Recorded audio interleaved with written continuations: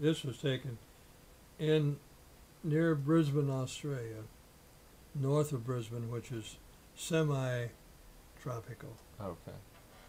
And this would be a perfect indication of our camp. And what I want to show you here now, this was, I'll say, of our troop. I don't think this is, could have been our outfit, but I'm not quite certain. Let's see now, let me get another page here. We landed, and it had to be along in, well, it was, you see, there winter going on, because I remember we had all summer clothes.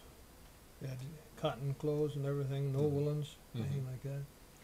And it was cold. It get cold at night, even up there, because it was along the ocean. And and we had these tents, and we set these. And this was a perfect example of the camp. They just took us and dumped us in this big eucalyptus grove. So here we are, and we got this camp, and then here. And we were out there for a month, you know, and boy, working like a bunch of beavers. And so then the word come down, MacArthur is going to come and give us an inspection. And so boy, then they went nuts again. Here we're scattering all over the place, you know. And and our colonel, he's not, you don't see him in here. Oh, there he is, right there, their old colonel right there, Colonel Chambers. Second from the right, way in the back. Okay. So anyway, he's back, and he's going crazy because MacArthur's going to come and inspect us. And we would be one of the first outfits that they'd pass after leaving division headquarters. So he knew we'd get him. So he wanted to make it a show place is while he was working. So he was back at the mess tent back there. Is where we'd you'd come with your mess kit, and you'd go through the chow line, and then you could get your food and sit down on a bench or someplace anyway. So anyway, he's back there in the mess tent, making sure that everything is just spit and polish, you know, going on. And he was a real nut for that, because from his 3C days, I guess. But anyway, he was really going, and all of a sudden somebody up in the front, which would have been from the mess tent back up to the where the squadron headquarters was, would be probably close to 100 yards.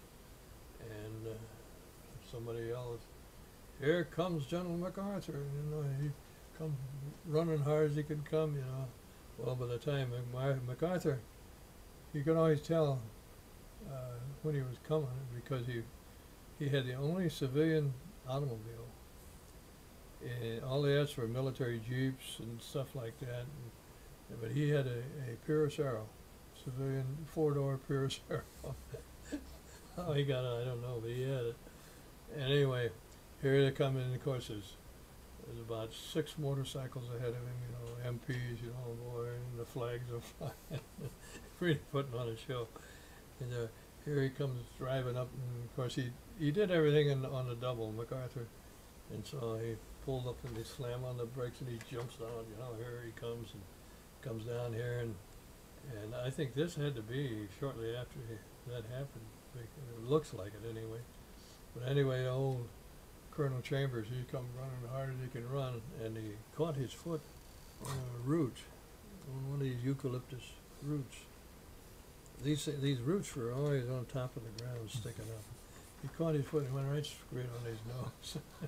He's laying there on the ground, dazed. Everybody standing at attention. And MacArthur practically stepped on the guy. And he didn't even say, "Are you all right?" or anything. Just looked around, okay, boom, in his car, and away he goes. So how long was he there for his inspection? Oh, he couldn't have been there over 2 minutes, 2 or 3 minutes. That's the way he did everything. Here you see this big Purus Arrow coming in, and slam on the brakes, jump up, and boom, boy, everybody up on attention. And he was a real showman. And this was one of our sergeants there. And who's he talking to there? That's MacArthur. Oh, that's MacArthur. Granbury was this guy's name, I think it was. But it was those kind of crazy things you remember.